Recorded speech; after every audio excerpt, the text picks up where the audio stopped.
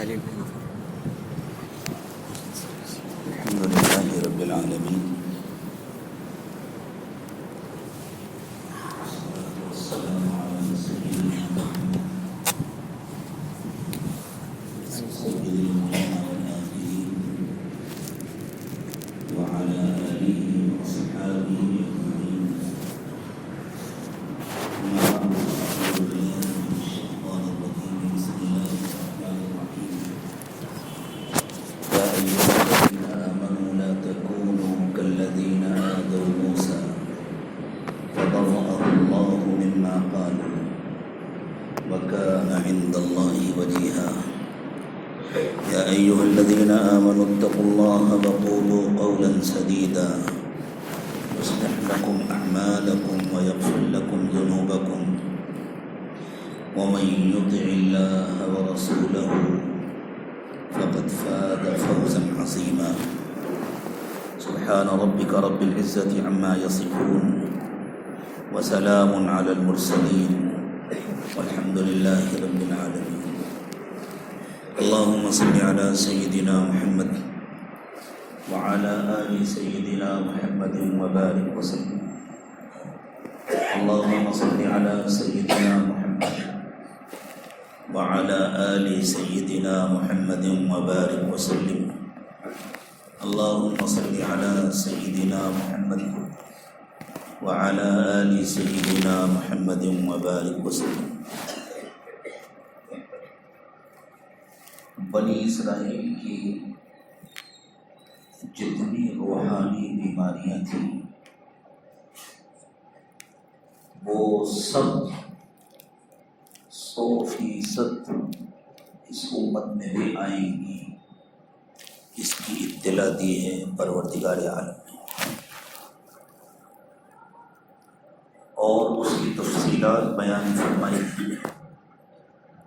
رحمت العالم سیدنا محمد رسول اللہ صلی اللہ علیہ وسلم. حضور اکرم صلی اللہ علیہ وسلم نے ایک مرتبہ ارشاد فرمایا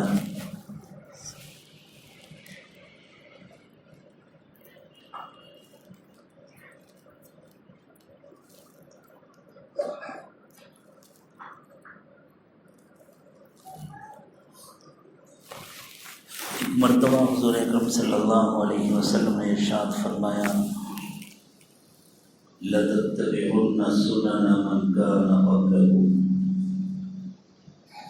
شِبْرًا بِشِبْرٍ وَذِرَاعًا بِذِرَاعٍ. قالوا اليهود والنصارى يا رسول الله. قال فمن إذن، أو كما قال عليه الصلاة والسلام. حضور نے ارشاد فرمایا کہ تم سے پہلے جو لوگ گزرے ہیں، اور آسان لفظوں میں کہیں تم سے پہلے کے جو مسلمان تھے، تم بھی 100% انہی کے نقش قدم پر چلو گے. جتنی برائیاں ان کے اندر تھیں وہ سب تمہارے اندر آئیں گی، جتنا بگاڑ ان کا تھا وہ سارا تمہارے اندر آئے گا. جیسا ان کا مزاج بن گیا تھا ویسے ہی تمہارا بھی مزاج بنے گا. مزید تاکید کے لیے اللہ کے رسول صلی اللہ علیہ وسلم نے عربوں کے محاورے کے مطابق، جس کو ہم نے آسانی کے ساتھ اپنی زبان میں کہہ دیا 100% ایسا ہوگا، عربوں کے محاورے کے مطابق حضور نے فرمایا شبرًا بشبر، ایک بالشت ناپ کر، وذراعًا بذراع، ایک ہاتھ ناپ کر، انہی کے طریقے پر. امام بخاری رحمۃ اللہ علیہ نے اس روایت کو 2 طریقوں سے نقل کیا ہے. ایک طریقے میں ہے شبرًا بشبر وذراعًا بذراع، اور ایک طریقے میں ہے شبرًا وذراعًا ذراعًا. یہ اہل زبان کے 2 استعمال ہیں، معنی دونوں کے ایک ہی ہیں. بالش ہاتھ ناپ کر تم انہی کے طریقے پر چلو. صحابہ تو دہی گئے، گھبرا گئے صحابہ کرام، کیونکہ صحابہ نے اپنی آنکھوں سے دیکھا تھا یہود و نصارہ کی گمراہیوں کو، یہود کی ناشکریوں کو صحابہ نے بار بار اللہ کے اتارے ہوئے الفاظ میں سنا تھا۔ سب سے زیادہ اللہ تعالیٰ نے قرآن پاک میں پچھلے زمانے کی جس قوم کا تذکرہ کیا وہ یہودی۔ لوگ سمجھتے ہیں یہودیوں کا سب سے زیادہ تذکرہ ہے، یہودیوں کا تذکرہ نہیں، آگے آنے والے مسلمانوں کا تذکرہ ہے۔ ان آئینوں میں مسلمانوں کو ان کی تصویریں دکھائی گئی ہیں، دیکھو یہ بھی تمہاری ایک تصویر ہوگی، دیکھو یہ بھی ایک تمہاری تصویر ہوگی، دیکھو یہ بھی تمہاری تصویر ہوگی، تم یہ بھی کرو گے، تم یہ بھی کرو گے، تم یہ بھی کرو گے۔ آج تو کچھ ہو رہا ہے، کچھ نیا نہیں ہو رہا، یہ سب کچھ یہودی کر چکے ہیں، اور اللہ کے رسول صلی اللہ علیہ وسلم نے بتلایا کہ یہ سب کچھ ہوگا۔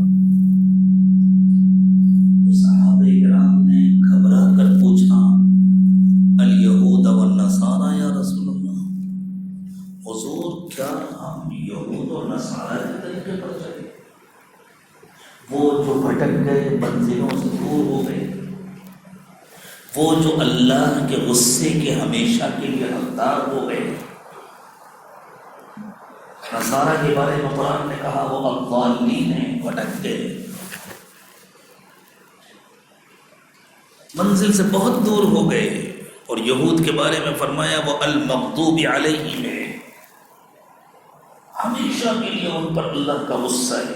ضربت علیہم الذلۃ اینما ثقفوا، اللہ تعالیٰ نے ان کے بارے میں فرمایا اب وہ دنیا میں جہاں بھی رہیں گے ان پر ذلت مسلط ہے، چاہے دولت مند جتنے ہو جائیں، چاہے سیاسی اقتدار جتنا حاصل ہو جائے، یہود اور ذلت ان دونوں کو الگ نہیں کیا جا سکتا، دونوں ایک دوسرے کے لیے لازم و ملزوم۔ تو صحابہ گھبرا گئے، ہم ایسے ہوں گے، یعنی ہماری آئندہ آنے والی نسلیں، ہم آپ سب ان میں شامل ہیں۔ حضور نے فرمایا اور کس کے بارے میں کہہ رہا ہوں؟ انہی کے بارے میں۔ یہودیوں کے بگاڑ تو بہت سارے قسم کے تھے، ایک بہت بڑا بگاڑ تھا یہودیوں کا محسن کشی، جو احسان کرے اسی کے ساتھ برائی کرنا۔ یہودیوں کی تاریخ میں سیدنا موسیٰ علیہ السلام سے بڑا ان کا کوئی موذن نہیں،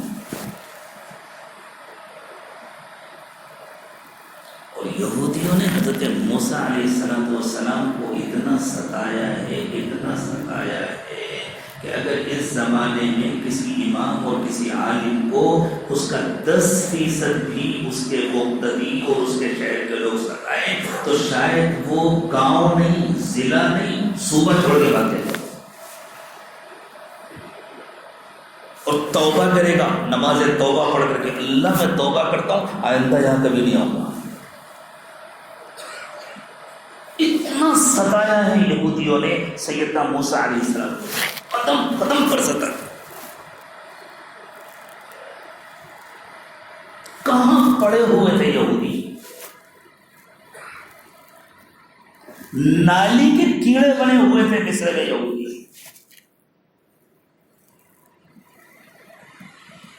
شہروں کے باہر گندی بستیوں میں ان کو آباد کیا جاتا تھا، جہاں کوڑے کرکٹ کا انبار ہوتا تھا، جہاں حفاظت کا کوئی سامان نہیں ہوتا تھا، کھیتوں میں ان سے کام کرایا جاتا تھا، اور ایک مزدور کو جیسی اجرت دی جاتی ہے ایسی اجرت بھی نہیں دی جاتی۔ ان کی عورتیں کھیتوں میں جا کر کام کرتی تھیں، ان کی بوڑھی عورتیں، معمر عورتیں گھروں کی صفائی کرتی تھی، مصر والوں کی جھاڑو پوچھا کرتی تھی، برتن مانجتی تھی، اور ان کی جوان عورتیں انہی گھروں کے اندر کسی اور کام پہ استعمال ہوتی ہیں۔ یہ حال تھا اس قوم کا جو اولاد تھی انبیاء کرام علیہم السلام۔ یہ حضرت یوسف کی اولاد، حضرت یعقوب کی اولاد، حضرت یعقوب کے حضرت یوسف کے علاوہ باقی 11 بیٹوں کی اولاد، یہ حضرت اسحاق کی اولاد تھی، حضرت ابراہیم کی اولاد تھی۔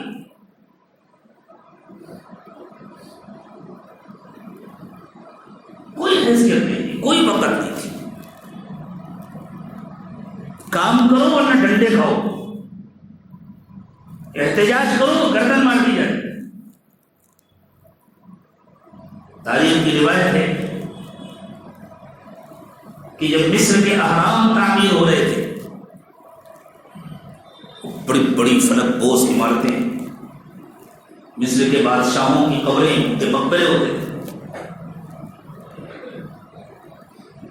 اس کا ایک ایک پتھر چٹان جیسا انہیں غلاموں کا کام تھا۔ یہی بنی اسرائیل تھے، یہی یہودی تھے، کھینچ کھینچ کر رسوں میں باندھ باندھ کے اوپر چڑھاتے تھے اور اس کو فٹ کرتے تھے۔ ذرا کام میں کوتاہی ہو تو ڈنڈے کھائے۔ ان لوگوں نے ایک مرتبہ ہڑتال کی، معلوم انسانی تاریخ کی وہ پہلی ہڑتال ہے،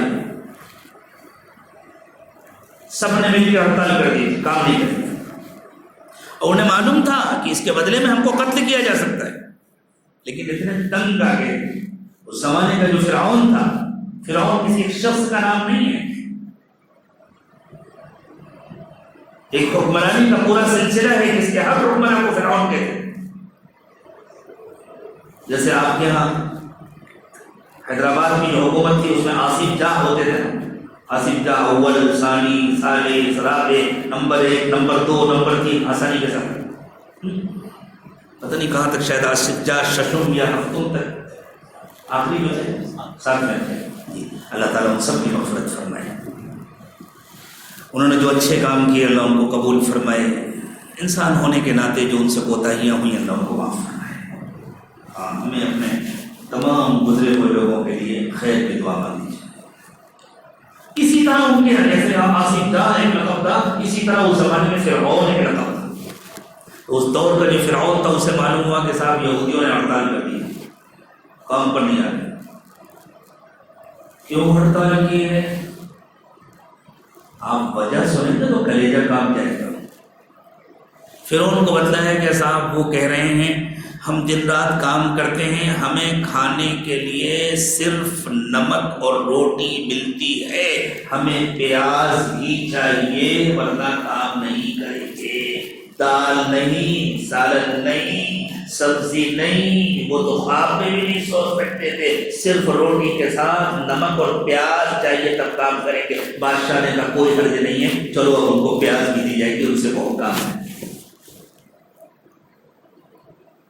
یہ حال تھا یہودیوں کا۔ اس قوم کو مذلت کے، بے عزتی کے، غربت کے، مظلومیت کے اس گڑھے سے نکالنے کے لیے پروردگار عالم نے سیدنا موسیٰ علیہ السلام کو مبعوث فرمایا تھا۔ وَنُرِيدُ أَن نَّمُنَّ عَلَى الَّذِينَ اسْتُضْعِفُوا فِي الْأَرْضِ وَنَجْعَلَهُمْ أَئِمَّةً وَنَجْعَلَهُمُ الْوَارِثِينَ۔ ہمیں ترس آیا مظلوموں پر، اور ہم نے یہ فیصلہ کیا کہ اب ہم ان پر احسان کریں گے، ان پر کرم کریں گے، ان کو ذلت کے اس گڑھے سے باہر نکالیں گے اور ہم ان کو اقتدار دیں گے۔ تو مبعوث ہوئے سیدنا موسیٰ علیہ السلام۔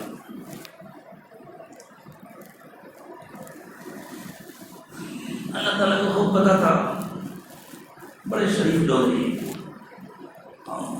ایسی شریف لوگ تھے جیسے اس زمانے کے ہم شریف لوگ ہیں۔ برا نہ مانیے گا، سچائی تو کہی جائے گی نا، اور کہنے والا آپ سے الگ نہیں ہے۔ اس شرافت میں ماشاء اللہ سب برابر ہے، اللہ سب پر رحم فرمائے۔ اللہ کو معلوم تھا یہ بڑے شریف بندے ہیں میرے، میں پیغمبر کو بھیجوں گا، یہ پیغمبر کی بات نہیں مانیں گے، اس لیے اللہ نے شروع سے اپنی قدرت کے نمونے دکھائے تاکہ انہیں پتہ چل جائے یہ آنے والا کوئی عام سا انسان نہیں ہے۔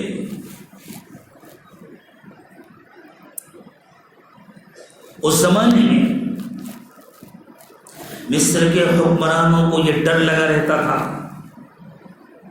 کہیں ان کی اتنی افرادی طاقت نہ ہو جائے یہ دوبارہ حکومت حاصل کرنے کی سوچنے لگے، اس لیے کہ بنی اسرائیل نے ایک طویل عرصے تک مصر پر حکومت کی تھی۔ حضرت یوسف علیہ السلام جب بادشاہ ہو گئے تھے، حضرت یوسف علیہ السلام اقتدار کے کئی مراحل سے گزر کر بادشاہ بنے۔ پہلے بادشاہ نے ان کو اپنا مشیر خاص بنایا، استخلصہ لنفسی قرآن کی تعبیر میں اپنا پرسنل سیکرٹری بنایا، پھر وزارت خزانہ ان کے حوالے کی، انسانی وسائل جتنے تھے، وزیر اعظم بنے۔ قرآن نے اس زمانے کے حکمرانوں میں مصر کے وزیر اعظم کو عزیز کہا ہے۔ قرآن کی تعبیر میں عزیز ایک الگ شخصیت ہے اور الملک ایک الگ شخصیت ہے۔ یا ایھا العزیز مسنا واہلنا الضر، یہ ایک الگ شخصیت ہے۔ وقال الملک ائتونی بہ استخلصہ لنفسی، ملک الگ شخصیت ہے، ملک کے معنی بادشاہ۔ حضرت یوسف علیہ السلام کو مصر کے بادشاہ نے نہیں خریدا تھا، حضرت یوسف علیہ السلام کو مصر کے عزیز نے خریدا تھا، وزیر اعظم نے خریدا تھا۔ زلیخا بادشاہ کی بیوی نہیں تھی، زلیخا عزیز مصر کی بیوی۔ حضرت یوسف علیہ السلام بادشاہ کے پرسنل سیکرٹری بنے، وزیر خزانہ بنے، اجعلنی علی خزائن الارض، اور پھر ان کو قلمدان ملا، اس سے اوپر کا وزیر اعظم بنے۔ اور جب بادشاہ کا انتقال ہوا تو پورے ملک نے کہا ان سے بہتر کوئی انتخاب نہیں ہو سکتا، اور حضرت یوسف پھر ملک مصر بنے۔ ان مراحل سے گزر کر حضرت یوسف علیہ السلام مصر کے بادشاہ بنے، اور پھر صدیوں حضرت یوسف علیہ السلام کا خاندان مصر میں حکومت کرتا رہا، لیکن دولت اور حکومت انسان کو اندر سے گھن کی طرح چاٹ کر ختم کر دیتی ہے۔ بہت سنبھالنا پڑتا ہے اپنے آپ کو۔ پھر جو اخلاقی انحطاط آیا، زوال آیا، بگاڑ آیا، انہوں نے مصریوں کو کمتر سمجھنا شروع کیا، اپنے کو بڑا سمجھنا شروع کیا۔ وہی جو برہمنیت کا مزاج ہوتا ہے، آج بھی یہودیوں کا وہی مزاج ہے، برہمنوں نے بھی انہیں سے سیکھا ہے۔ اس مزاج کے ساتھ انہوں نے مصریوں کو حقیر سمجھنا شروع کیا، کمتر سمجھنا شروع کیا۔ آہستہ آہستہ ان کے خلاف نفرت کا لاوا بننا شروع ہوا۔ بہرحال ان کی تعداد کم تھی، مقامی لوگوں کی تعداد زیادہ تھی، اور پھر مصر میں ایک انقلاب آیا اس نعرے کے ساتھ، مصر والوں کا ہے۔ اور اس کے نتیجے میں جو تخت پر تھے وہ زمین پر آ گئے، جو زمین پر تھے وہ تخت پر آ گئے۔ بالکل یہی کہانی ہے ہماری اور آپ کی اس ملک میں بھی۔ اس لیے مصر کے حکمرانوں کو ڈر لگا رہتا تھا ان کی افرادی طاقت بڑھنے نہ پائے، ان میں کوئی جمعیت نہ پیدا ہونے پائے، یہ متحد نہ ہونے پائے، ان کو آپس میں لڑا کے بیٹھا جاتا تھا، اور تعداد بھی کم رکھی جاتی تھی۔ تو ان لوگوں نے اس کے لیے ایک پروگرام بنایا ہوا تھا، ان کے یہاں جتنی بچیاں پیدا ہوں گی ان کو تو ہم زندہ رکھیں گے، وہ تو ہمارے کام کی، جوانی میں بھی کام کیے ہیں، ادھیڑ عمر میں بھی کام کیے ہیں، بڑھاپے میں بھی ہمارے کام کیے، لیکن جو بچے پیدا ہوں گے ان پر ہم کنٹرول کریں گے، 1 سال تک بچوں کو زندہ رکھیں گے، اگلے 1 سال میں ہر نرینہ اولاد کو قتل کر دیا گیا۔ حضرت ہارون اور حضرت موسیٰ علیہ السلام ان دونوں میں 1 سال کا فرق ہے. ایک ماں باپ کی اولاد ہیں حضرت ہارون اور حضرت موسیٰ. حضرت ہارون 1 سال پہلے پیدا ہوئے تھے. حضرت ہارون اس سال پیدا ہوئے تھے جس سال بچوں کو زندہ رکھنا تھا, اس لیے حضرت ہارون کے لیے کوئی خطرہ نہیں تھا. حضرت موسیٰ اس سال پیدا ہوئے تھے جس سال بچوں کو قتل کیا جا رہا تھا. اللہ چاہتے تو اور 1 سال گیپ سے حضرت موسیٰ کو پیدا کرتے تھے. حضرت موسیٰ اپنے بڑے بھائی حضرت ہارون سے 1 سال چھوٹے تھے. اللہ چاہتے 2 سال چھوٹے ہو جاتے کوئی مسئلہ ہی نہ ہوتا کوئی مسئلہ. سوچیے کتنا آسان تھا اللہ کے لیے. لیکن پھر بنی اسرائیل کو اللہ جس طرح متوجہ کرنا چاہتے تھے وہ کام نہ ہو پاتا. اللہ کے یہاں آسمان سے آواز کے ساتھ اعلان نہیں ہوا کرتے. اللہ کے اعلانات ایسے ہی ہوتے ہیں, یہ تکوینی انتظامات ہوتے ہیں. اللہ تعالیٰ دکھانا چاہتے تھے دیکھو تمہارے دل بدلنے والے, دیکھو ہمارا فیصلہ بدلا ہے. اس لیے اللہ تعالیٰ نے حضرت موسیٰ علیہ السلام کو اس سال قصداً پیدا کیا جس سال بچوں کو قتل کیا جا رہا تھا. اور حضرت موسیٰ علیہ السلام کا جو گھرانہ تھا وہ بنی اسرائیل کا بہت معزز گھرانہ تھا. فرعون کی نگاہوں میں تو وہ سب ذلیل تھے, فرعون کی نگاہوں میں تو وہ سب اچھوت تھے ان اس پوری قوم کے. خود بنی اسرائیل تو اپنے کو کیا سمجھتے تھے, ہم تو انبیاء کرام کی اولادیں ہیں. ان میں خاص طور سے حضرت موسیٰ علیہ السلام جس گھرانے میں پیدا ہوئے تھے وہ خاص علمی دینی مذہبی گھرانہ.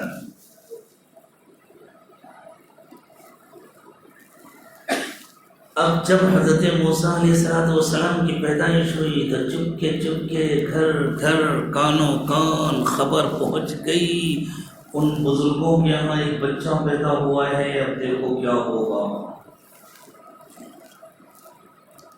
سب کو پتہ چل گیا اندر اندر. حضرت موسیٰ علیہ السلام کی والدہ گھبرا گئی, اب کیا ہوگا, بچہ کیسے بچے گا. اللہ تعالیٰ فرماتے ہیں وَأَوْحَيْنَا إِلَىٰ أُمِّ مُوسَىٰ أَنْ أَرْضِعِيهِ, ہم نے موسیٰ کی ماں کے دل میں ڈالا, ان کو الہام کیا, ان کے پاس پیغام بھیجا. اور کچھ بعید نہیں کہ کسی فرشتے کے ذریعے بھیجو, کوئی ضروری نہیں کہ جب بھی کوئی فرشتہ آئے تو نبوت والی وحی لے کر آئے. قرآن کا بیان ہے نا صاف صاف سورہ مریم میں, حضرت مریم کے بعد فرشتہ آیا تھا نا, فتمثل لها بشرا سویا, لیکن حضرت مریم نبی تو نہیں ہو گئی تھی نا. نص صریح ہے, نص قطعی ہے کہ فرشتہ آیا تھا اور فرشتے نے آ کر کے کہا تھا کہ میں تم کو بیٹا دینے کے لیے آیا ہوں. اب اللہ تعالیٰ کہتے ہیں وَأَوْحَيْنَا إِلَىٰ أُمِّ مُوسَىٰ أَنْ أَرْضِعِيهِ, ہم نے موسیٰ کی ماں کو پیغام دیا. کیسے پیغام دیا اللہ نے, کچھ بعید نہیں کہ کوئی فرشتہ ہی آیا یا اللہ نے کوئی خواب دکھایا ہو. اللہ کے نیک بندوں اور بندیوں کے خواب بھی تو سچے ہوتے ہیں, یا اللہ نے دل میں الہام کیا ہو, اللہ جانے کیا ہوا. لیکن ساری شکلیں ممکن ہیں, ساری شکلیں کتاب و سنت سے مؤید ہیں. غیر نبی کے بعد فرشتے کا آنا بھی ثابت ہے, سچے خواب بھی ثابت ہیں, الہام بھی ثابت ہے. اللہ نے فرمایا جب تک ہو سکے دودھ پلاؤ. فَإِذَا خِفْتِ عَلَيْهِ, جب ڈر لگے کہ اب اس سے زیادہ میں نہیں چھپا سکتی, اس لیے کہ فرعون کے فوجی ڈھونڈتے پھرتے تھے, گھر گھر جاتے تھے, دیکھتے تھے, تلاشی لیتے تھے. اس کا خطرہ تھا کہیں فوجی اندر آ گئے تو, یا کبھی بچے کے رونے کی آواز آ گئی. فَإِذَا خِفْتِ عَلَيْهِ, اگر ڈر لگے فَأَلْقِيهِ فِي الْيَمِّ, تو دریا میں ڈال دینا. اللہ اکبر, دریا میں ڈال دینا. پانی میں بچے کی حفاظت کیسے ہوگی؟ اگر بالکل پیک کر دیں باکس کو تو آکسیجن نہیں ملے گی, اٹھ کے بجائے.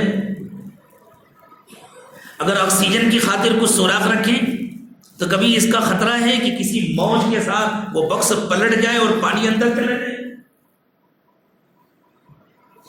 اور اگر نہیں بھی ڈوبا میرا بچہ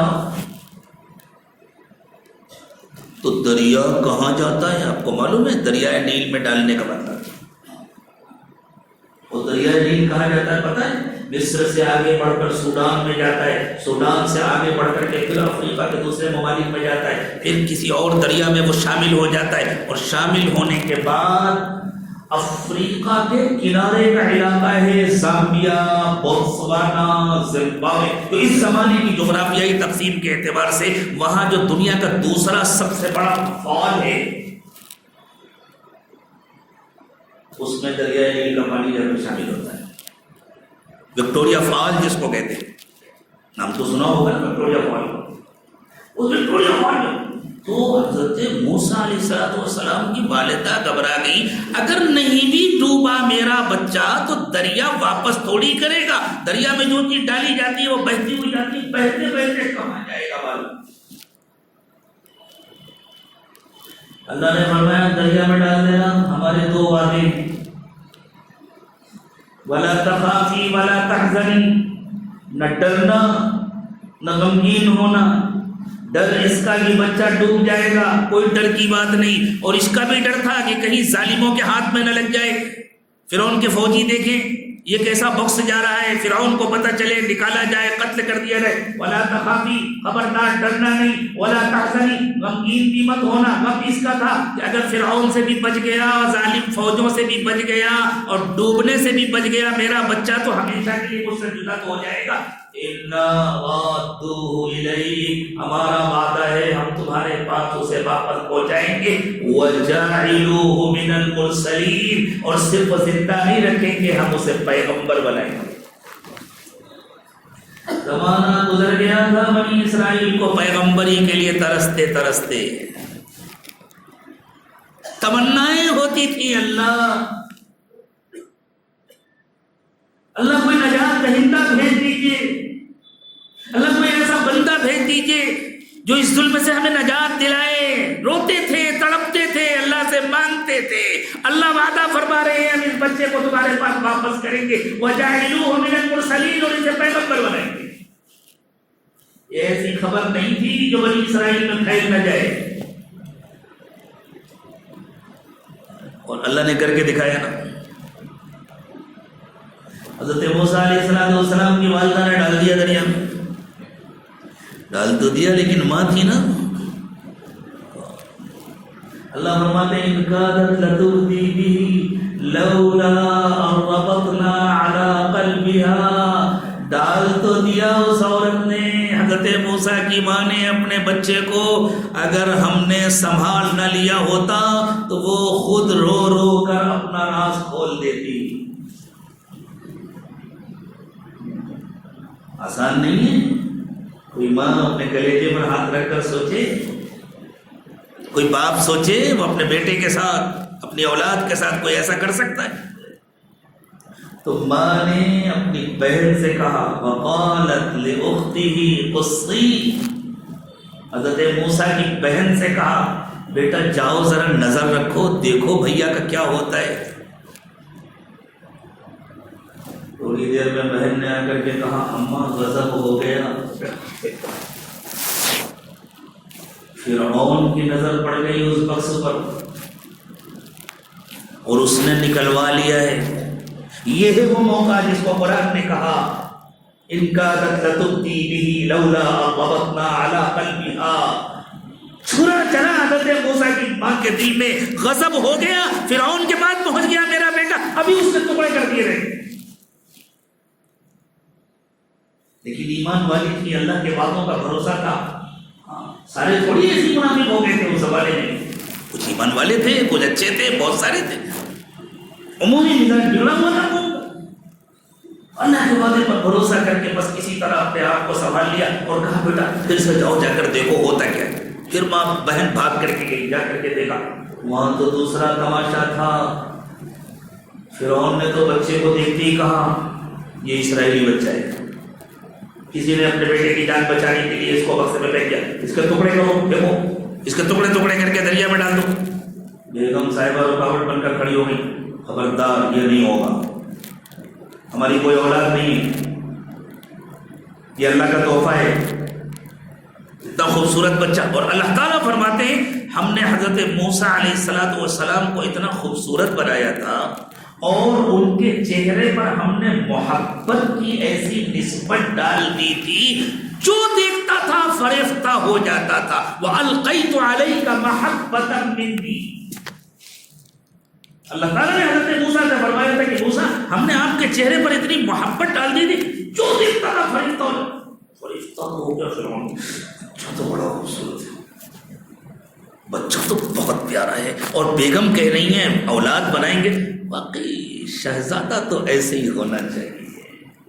شاید صحیح کہہ رہی ہے میری بیگم, اللہ ہمیں کوکھ سے نہیں دینا چاہتے تھے, ندی سے دینا چاہتے تھے, دریا سے دینا چاہتے تھے, اللہ نے ہمارے پاس تحفہ بھیجا, چلو ٹھیک ہے ہم اس کو اپنا بیٹا بنا لیتے ہیں. اور پھر ان کے دل میں آیا ایک اگر بچ بھی گیا, اگر اسرائیلی ہی ہوا اور ایک بچ بھی گیا تو ایک چنا پھاڑ تھوڑی پھوڑ لیتا ہے, ایک بچے کے بچ جانے سے کیا ہو جائے گا, چلو بیٹا بنائیں گے, بیوی بھی خوش ہو جائے گی, ہمیں اولاد بھی مل جائے گی. اتنا خوبصورت بچہ,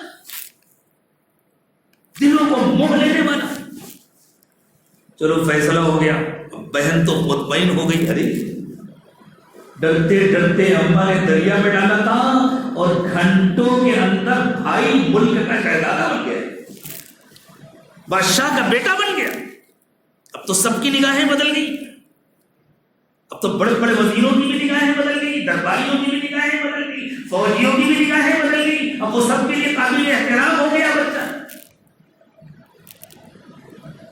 دودھ کون پلائے؟ ملکہ محترمہ تو ماں بنی نہیں تھی, ان کی چھاتیوں میں تو دودھ تھا نہیں. اب دودھ کون پلائے؟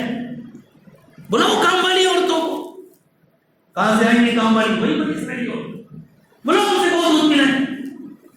اللہ کے یہاں تو فیصلہ کچھ اور تھا. حضرت موسیٰ علیہ السلام کسی کا دودھ پینے کو تیار نہیں, ادھر لگائے تو ادھر پوکل نہیں, ادھر لگائے تو ادھر پوکل. اللہ, اور دودھ سے بھوک سے بے چین ہے, تڑپ ہے, رو رہے ہیں. تھوڑی دیر کے بعد بیگم صاحبہ کی بھی حالت خراب, بادشاہ سلامت کی بھی حالت خراب. لگ رہا ہے یہ دونوں بھی رو دیں گے. بچہ اپنا ہو چکا ہے اور کسی کا دودھ پینے کو تیار نہیں پیے گا تو تڑپ تڑپ کے مر جائے گا. اس کو بلاؤ, اس کو بلاؤ, اس کو بلاؤ. پلانے والی عورتوں کی لائن لگی ہوئی ہے, بچہ کسی کا دودھ پینے کو تیار نہیں. بہن سمجھ گئی, وہ بھی اولیاء کے خاندان کی بچی تھی, سمجھ گئی اللہ کا فیصلہ کچھ اور ہے. وہ آگے آئی, انہوں نے آ کر کے ملکہ معظمہ کو ادب سے سلام کیا اور کہا ملکہ صاحبہ ہم تو آپ کے غلام ہیں, ہم تو آپ کے خادم ہیں, ہم آپ کے نمکخوار ہیں, ہم ہمدردی نہ کریں گے تو کون کرے گا. اگر آپ مجھے اجازت دیں, مجھے خدمت کا موقع دیں تو میں اپنی والدہ کو بلا کر کے لاؤں. میرا تجربہ یہ ہے کہ میری ماں کا دودھ ہر بچہ پی لیتا ہے. انہوں نے کہا جلدی سے جاؤ, اس میں پوچھنے کی کیا بات ہے, جلدی جا کر کے لے کر جاؤ. بہن بھاگ کر کے آئی, امی چلیے بھیا کسی کا دودھ نہیں پی رہے, وہ تو لگتا ہے آپ ہی کا انتظار کر رہے ہیں. ماں تیار ہو کر کے گئی. ایسا لگا کہ حضرت موسیٰ علیہ السلام انتظار میں تھے. جیسے ہی ماں نے گود میں لیا, چھاتی سے لگایا, حضرت موسیٰ علیہ السلام نے فوراً دودھ پینا شروع کر دیا. یہ قدرت کے اشارے تھے. فرعون کو بھی اللہ دکھا رہے تھے, دیکھ لو. فرعون فوراً چوکا, اس نے کہا یہ اسی عورت کا بچہ لگتا ہے. ہاں سمجھ رہا ہے لیکن قدر نہیں کر پا. اللہ دکھاتے, اختیار میرا ہے, تم کو حکومت میں نے دی ہے, تم کچھ نہیں کر سکتے میری مرضی کے خلاف. حضرت موسیٰ کی ماں نے کہا حضور ہم تو آپ کے خادم ہیں, ہم تو آپ کے نمکخوار ہیں. اصل میں حضور آپ کو معلوم ہے میں بہت صاف ستھری رہتی ہوں, روزانہ غسل کرتی ہوں. یہ بچہ بہت نفیس طبیعت کا ہے, واقعی اسے شہزادہ ہی ہونا چاہیے, یہ بہت نفیس طبیعت کا ہے. اصل میں مجھ سے پہلے جن عورتوں نے اس کو گود میں لیا ان کے بدن گندے تھے, ان کی بدن سے بدبو آ رہی تھی, اس لیے اس بچے نے دودھ نہیں قبول کیا. میں صاف ستھری رہتی ہوں اس لیے میرا دودھ اس بچے نے قبول کر لیا. میں آپ کو مبارکباد دیتی ہوں, کیسا تحفہ اللہ نے آپ کے پاس بھیجا ہے, واقعی اس بچے کو شہزادہ ہونا چاہیے. چل سمجھ میں آتی کرو. بادشاہ نے کہا اچھا ایک کام کرو, یہ تو بہت چھوٹا بچہ ہے نا, اس کو تو دن میں کئی مرتبہ دودھ پلانے کی ضرورت پڑے گی. اب ہم تمہارے لیے یہاں کہاں انتظام کریں گے رکھنے کا؟ تم اس کو اپنے گھر لے کر جاؤ، لیکن خیال رکھنا ہمارا بیٹا ہے، کوئی تکلیف نہ ہونے پائے. ہم تمہارے گھر کے چاروں طرف پہرا لگا دیتے ہیں، فوج تمہارے گھر کا پہرا دے گی. ہم تمہارا اچھا سا گھر بنوا دیتے ہیں، اس گھر میں ہمارا بیٹا رہے گا. ہم تمہارا شاہی وظیفہ مقرر کر دیتے ہیں، اعلیٰ درجے کا وظیفہ مقرر ہو گیا، عمدہ مکان بنا دیا گیا، ہر قسم کی سہولتیں مہیا ہو گئیں، پورے خاندان کا احترام ہونے لگا. کیوں؟ اس گھر میں شہزادے مکرم بن رہے ہیں، اور بادشاہ نے کہہ دیا روزانہ شام کے وقت تھوڑی دیر کے لیے لے آیا کرنا. کسی وقت مقرر کیا ہمارے پاس لے آیا کرنا، ہم تھوڑی دیر گود میں لیں گے، کھلائیں گے، ہماری آنکھیں ٹھنڈی ہوں گی، اس کے بعد لے جایا کرو. ہر طرح کا خیال رکھنا. حضرت موسیٰ علیہ السلام اپنے گھر آ گئے، شہزادے بن کر کے آئے. اب تو وظیفہ بھی مقرر ہو گیا. جو فوج گھر گھر جا کر بچوں کو تلاش کیا کرتی تھی، اسی فوج کے افراد باہر کھڑے ہو کر پہرا دے رہے. اس گھر میں شہزادے رہتے ہیں، اس لیے کہ حفاظت ہو رہی اور پہرا دے رہا.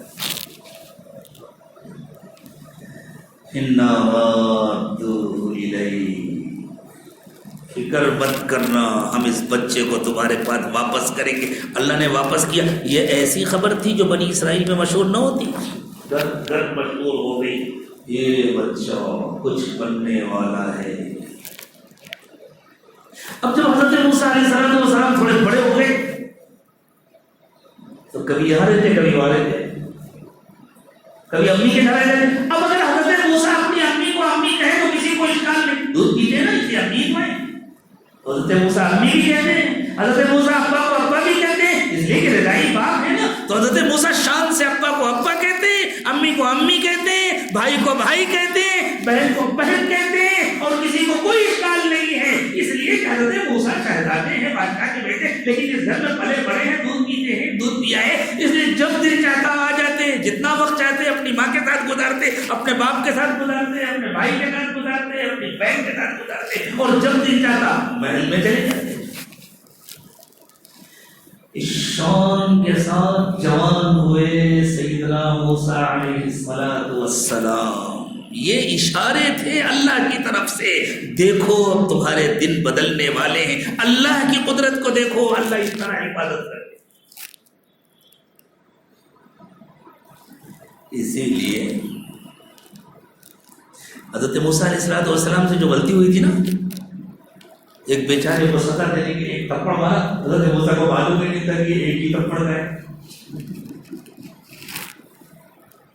اس نے جس اسرائیلی نے حضرت موسیٰ کو آواز دی تھی کہ دیکھیے یہ مٹی میرے اوپر ظلم کر رہا ہے، اس نے سمجھ کر آواز دی تھی. یہ ہے تو شہزادہ لیکن ہے اپنی قوم کا، اپنا ہے. اور حضرت موسیٰ علیہ السلام نے اس کو روکنے کے لیے تھپڑ مارا تو اس کا کام ہی ہو گیا پورا. دوسرے دن پھر وہ کسی سے الجھ رہا تھا.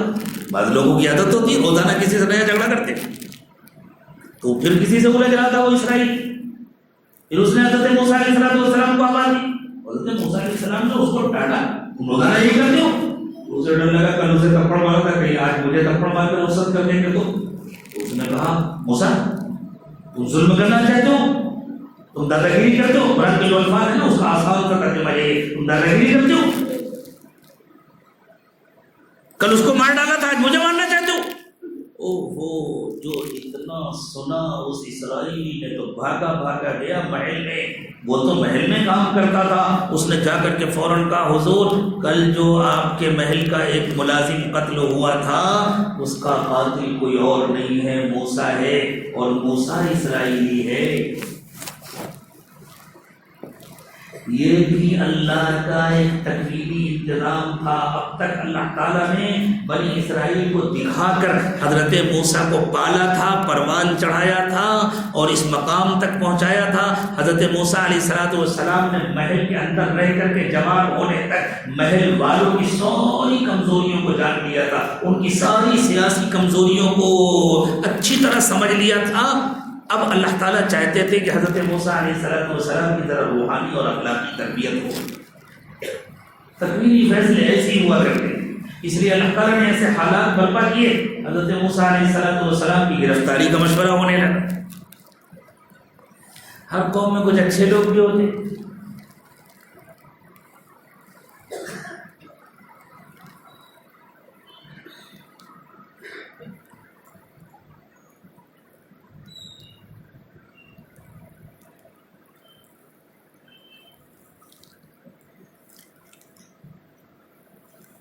فرعون کی قوم میں کچھ اچھے لوگ بھی تھے جن کی آواز کمزور تھی، جن کی تعداد کم تھی، جن کی بات کوئی سنتا نہیں تھا، لیکن وہ یہ سمجھتے تھے کہ کسی قوم پر ظلم اچھا نہیں ہے، بڑی اسرائیل پر اتنا ظلم ہو رہا ہے، اچھا نہیں ہے، ظلم نہیں ہونا چاہیے۔ انہی میں سے ایک شخص بھاگا بھاگا آیا، وقال رجل،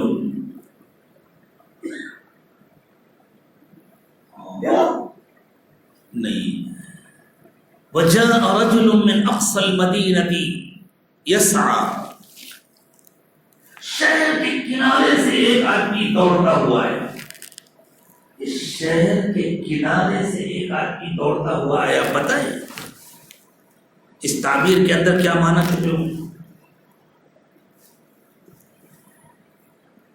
ایک زمانے میں آپ کا یہ مہمان ساؤتھ افریقہ میں رہا کرتا تھا۔ ساؤتھ افریقہ بر اعظم افریقہ کا سب سے کنارے کا ملک ہے، یورپ کا سب سے کنارے کا ملک ہے، بالکل دو سمندروں کے جوڑ پر۔ یورپ سے آنے والے گوروں نے جب وہاں حکومت قائم کی تو وہاں کے مقامی لوگوں کو انہوں نے شہروں سے باہر نکال دیا، 8 کلومیٹر 10 کلومیٹر باہر جنگلوں میں ان کی آبادیاں بس، اور ان کو شہر میں آنے کی اجازت نہیں تھی۔ ایک دور ایسا گزرا ہے کہ وہ لوگ صبح فجر کے بعد اپنے گاؤں سے، اپنی گندی بستیوں سے شہر میں آتے تھے، ان کی عورتیں گھروں میں کام کرتی تھی، بالکل مصر والا وہ منظر ساؤتھ افریقہ میں نے اپنی آنکھوں سے دیکھا ہے۔ ان کی عورتیں گھروں میں کام کرتی تھی، بازاروں میں کام کرتی تھی، ان کے مرد آ کر بازاروں میں کام کرتے تھے، اور شام میں 5 بجے بازار بند ہو جاتا تھا اور سورج ڈوبنے سے پہلے پہلے ان کو شہر چھوڑ دینے کا آرڈر ہوتا تھا، اور فوج کو، حکومت کو اس کا حکم تھا اگر سورج ڈوبنے کے بعد بھی کوئی مقامی کالا شہر کے اندر نظر آئے بلا تکلف اس کو گولی مار دو، گرفتار کر لو نہیں، ڈنڈے مارو نہیں، گولی مار دو، ختم ہے۔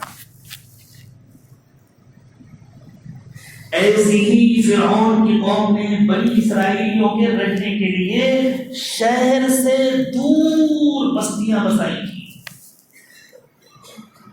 حضرت موسیٰ علیہ السلام وہاں چلے گئے تھے اپنے خاندان میں، وہاں تھا وہ آدمی جو لکڑیاں کٹا کر کے اور وہاں ایک اسرائیلی پر ظلم کر رہا تھا، اسے لے کر کے چلو، بہن تک لاد کے لے چلو۔ ایک بیچارہ سمجھدار انسان، یہ ہمدرد انسان، یہ شہر کے کنارے سے بھاگتا ہوا اس بستی میں پہنچا۔ وجاء رجل من اقصى المدينة يسعى قال يا موسى ان الملأ يأتمرون بك ليقتلوك فاخرج اني لك من الناصحين۔ موسیٰ، دربار میں تمہارے قتل کے مشورے ہو رہے ہیں، میں تمہارا ہمدرد ہوں، میں تمہارا خیر خواہ ہوں، اس لیے آیا ہوں، جلدی سے تم یہاں سے نکل جاؤ۔ دوپہر کا وقت تھا، حضرت موسیٰ علیہ السلام کے پاس اس کی بھی گنجائش نہیں تھی کہ جا کر اپنی والدہ کو بتلا دیتے، اپنے بھائی کو بتلا دیتے، اپنے ابا کو بتلا دیتے، جہاں ہیں تھے وہیں سے حضرت موسیٰ علیہ السلام روانہ ہوئے، چل کر سیدھے سمندر کے کنارے پہنچے۔ جہاں پہنچے وہاں سے سمندر عبور کرنے کی کوئی شکل نہیں تھی۔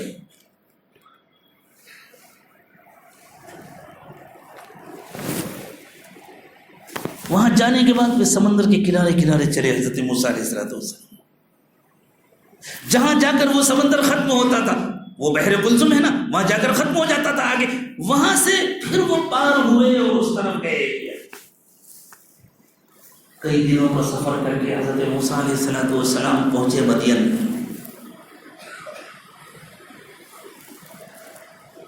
وہاں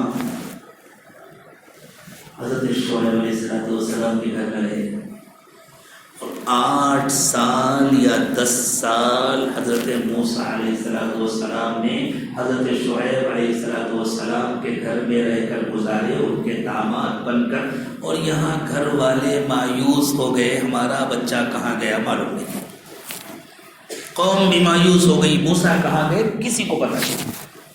8-10 سال کی مدت معمولی مدت نہیں ہوتی۔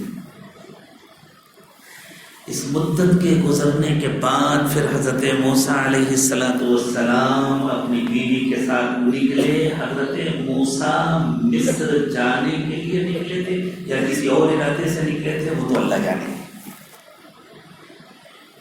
اپنی بیوی کے ساتھ گھر سے نکلے ہوئے تھے۔ راستے میں بیوی کو سردی لگی، آگ کی ضرورت پڑی، حضرت موسیٰ علیہ السلام آگ کی تلاش میں کوہ طور پر گئے، وہاں اللہ تعالیٰ نے گفتگو فرمائی، اللہ نے ذمہ داری ڈالی حضرت موسیٰ پر، چونکہ تربیت تو ہو چکی تھی حضرت شعیب علیہ السلام کے ذریعے، اب ذمہ داری ڈالی گئی پروردگار عالم کی جانب سے، اور اللہ تعالیٰ نے فرمایا اب آپ کو مصر جانا ہے اور فرعون سے تقاضا کرنا ہے، پہلے تو اس سے ایمان کا مطالبہ کرنا ہے، ایمان کی دعوت دینا ہے، مان جائے تو اچھی بات ہے، نہ مانے تو کہنا کہ پھر تم جانو تمہارا کام جانے، تمہیں اللہ کا حساب دینا ہوگا، لیکن میری قوم کو آزاد کر دو، میں اپنی قوم کو لے کر چلا جاؤں گا۔ اور یہ قوم تو آئی تھی نا افریقہ سے، یہ ایشیا سے، مصر میں تو ایشیا سے آئی تھی نا، حضرت یعقوب علیہ السلام تو ملک شام میں کنعان میں رہتے تھے، میں لے کر واپس چلا جاؤں گا ملک شام اپنی قوم کو۔ حضرت موسیٰ علیہ السلام نے کہا اللہ میں مصر کیسے جاؤں، میں تو ان کا مطلوب ہوں، ان کا ایک آدمی مجھ سے مر گیا تھا، وہ میری سنیں گے نا، وہ تو دیکھتے ہی پکڑیں گے، مجھے قتل کر دیں گے، پھانسی پر چڑھا دیں گے، میری بات کون سنے گا؟ اللہ نے فرمایا آپ جائیں تو ہم آپ کے ساتھ ہیں، آپ کو کوئی نقصان نہیں پہنچا پائے گا۔ اللہ میں تو اپنی بات بھی نہیں کہہ پاتا ٹھیک سے، میرے بجائے یہ ذمہ داری ہارون کو دے دیجیے یا ان کو میرا معاون مددگار بنا دیجیے۔ اللہ نے فرمایا ٹھیک ہے، ہم نے ان کو بھی آپ کو مددگار بنا دیا، آپ دونوں ہمارے پیغمبر ہوں گے، آپ جا کر کے ہارون کو ساتھ لے لیجیے گا، آپ جائیے۔ اب حضرت موسیٰ علیہ السلام جب واپس آئے، بنی اسرائیل میں کیسی خوشیاں پھیل گئی ہوگی۔ اب جب دوبارہ واپس آئے حضرت موسیٰ علیہ السلام تو محل میں قیام نہیں کیا، اپنے ابا کے گھر میں قیام کیا۔ اگر پہلے سے بنی اسرائیل نہ جانتے کہ یہ ہمارے اپنے ایک فرد ہے تو وہ ٹھہرنے دیتے اپنے محلے میں، اپنی بستی میں، انہیں پتا تھا کہ یہ ہمارے ہیں۔ اب اپنے گھر میں قیام کیا، اور گھر میں قیام کر کے فرعون سے ملنے کے لیے گئے، اور جا کر کے جب نبوت کی بات کی اور دعوت پیش کی تو اس نے سب سے پہلے کہا اچھا ہمارے آدمی کو مارا تھا اور پھر بھاگ گئے تھے، ہم نے تم کو اتنی محبت سے پالا پوسا اور پھر یہ تم نے احسان کا بدلہ دیا اور بھاگ گئے اور اب کہیں سے جادو سیکھ کر کے آئے ہو؟ تو پھر انہوں نے کہا جی ہاں آپ کا یہی احسان ہے، ایک فرد کے ساتھ آپ نے بڑا احسان کیا، پوری قوم کو غلام بنایا ہوا ہے، یہ آپ کا احسان ہے، آپ میری قوم کو آزاد کریں۔ اب قوم کو پتہ چل گیا حضرت موسیٰ علیہ السلام قوم کی آزادی کا مطالبہ لے کر آئے ہیں، اور اپنی طرف سے نہیں آئے ہیں، اللہ کی طرف سے بھیجے ہوئے آئے ہیں، اور بچپن سے اب تک اللہ کے کیا معاملات ہوتے آئے ہیں سب کی نگاہوں کے سامنے۔ اب بتلائیے عقل مندی کا کیا تقاضا تھا، حالات کا کیا تقاضا تھا، وہ حضرت موسیٰ علیہ السلام کا ادب کرتے، احترام کرتے، ان کا کہنا مانتے یا ان کو ستاتے؟ تقاضا نہیں تھا، ان کو پتا تھا یہ ہمارے نجات دہندہ ہے، لیکن اللہ اب حضرت موسیٰ علیہ السلام فرعون کے دربار میں جا رہے ہیں، فرعون سے گفتگو فرما رہے ہیں، فرعون سے مطالبہ کر رہے ہیں، تقاضا کر رہے ہیں، لازمی بات ہے اس کے نتیجے میں فرعون کا ظلم تو بنی اسرائیل کے ساتھ بڑھے گا نا۔ تو بجائے اس کے کہ بنی اسرائیل یوں کہتے موسیٰ آپ آگے رہیں ہم آپ کے پیچھے ہیں، جو وقت کی تکلیف آئے گی ہم برداشت کریں گے، لیکن ہم آپ کے پیچھے پیچھے چلیں گے، ہمیں معلوم ہے آپ ہم کو نجات دلانے کے لیے آئے ہیں۔ قوم نے حضرت موسیٰ علیہ السلام سے کہا موسیٰ تمہارے آنے کا فائدہ کیا ہوا؟ اوذینا من قبل ان تأتینا ومن بعد ما جئتنا، پہلے بھی ہم ستائے جا رہے تھے، تمہارے آنے کے بعد بھی ہم ستائے جا رہے ہیں، ہم تو سمجھے تھے تم یوں ڈنڈا گھماؤ گے اور بس فرعون مر جائے گا، اس کے سارے ساتھی مر جائیں گے اور ہم جا کر کے اچانک محل پر قبضہ کر لیں گے، حکومت سے قبضہ کر لیں گے، ہمارے اوپر تو ابھی بھی ظلم ہو رہا ہے۔ قال عسى ربكم ان يهلك عدوكم ويستخلفكم في الارض فينظر كيف تعملون. ارے ذرا انتظار کرو، امید رکھو، اللہ تمہارے دشمن کو ختم کریں گے، تمہیں موقع عطا ہو رہا ہے. لیکن اس قوم نے قدم قدم پر حضرت موسیٰ علیہ السلام کو تکلیفیں پہنچائی، مسلسل حضرت موسیٰ کو ستایا، مسلسل حضرت موسیٰ علیہ السلام کی نافرمانی کی. اللہ اکبر. ملک مصر میں رہتے ہوئے بھی حضرت موسیٰ علیہ السلام کی مسلسل نافرمانی کی. جب مصر سے نکال دیے گئے اور جب اللہ تعالیٰ نے خاص طور سے ان کے لیے سمندر کے اندر سے راستہ بنایا، تاریخ کا انوکھا واقعہ کہ اللہ تعالیٰ نے اس پوری قوم کے لیے سمندر کے پانی کو دیوار کی طرح کھڑا کر کے راستہ بنایا اور اس کو پار لگایا، اور اسی سمندر کے اندر ظالم فرعون کو اس کی پوری فوج کے ساتھ ڈبا کر کے مارا. تب تو ان کو حضرت موسیٰ علیہ السلام کے پیر دھو دھو کے پینا چاہیے تھا. لیکن حالت کیا تھی اللہ کی پناہ. حضرت موسیٰ علیہ السلام کو اللہ تعالیٰ نے بلایا کوئی دور پر، آپ آ جائیں، 70 افراد کو اپنے ساتھ لے کر کے آ جائیں، ہم تورات دیں گے. جو 70 ساتھ میں گئے تھے انہوں نے کیا تماشا کیا، جو پیچھے رہ گئے تھے انہوں نے کیا تماشا کیا. جو پیچھے رہ گئے تھے ان میں بڑی تعداد میں تو بچڑے کی عبادت کرنی شروع کر دی، سامری کے دھوکے میں آ گئے. اور جو ساتھ میں گئے تھے حضرت موسیٰ علیہ السلام اس لیے اتنے لوگوں کو ساتھ میں لے کر کے گئے تھے، انہیں معلوم تھا میری قوم کا کیا مزاج ہے، میں اللہ کی کتاب لے جاؤں گا اور جا کر قوم کو دوں گا، قوم کہے کہ موسیٰ اس کی کیا دلیل ہے کہ اللہ کی کتاب ہے. یہ قدر تھی اس قوم میں حضرت موسیٰ کی، کیا دلیل ہے. اس لیے حضرت موسیٰ علیہ السلام اپنے ساتھ 70 افراد کو لے کر گئے.